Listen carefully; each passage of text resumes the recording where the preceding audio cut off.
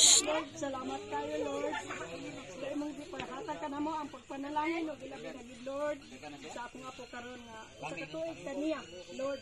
Ako pa ngayon kanimo, ihatag at kahapsay kalinaw sa ilang mama o papa, o ilabi na gid, Lord. Sa akong anak katuwa sa layo.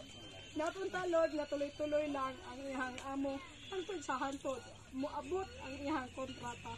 O ingon mo, Lord, salamat kayo sa iyang igsuon nga iyang gihatag karon sa panalangin sa grasya nga sa iyang pag-umangkon.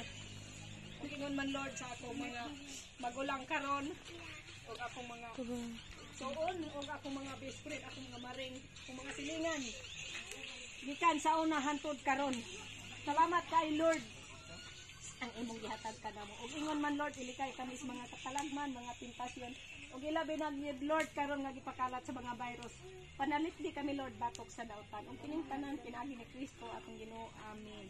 Amen. Amen. Happy birthday to you. Happy birthday to you. Happy birthday, happy birthday, happy birthday to you.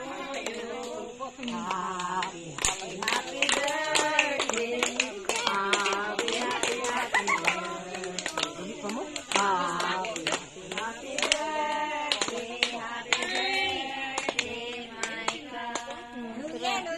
Special guest.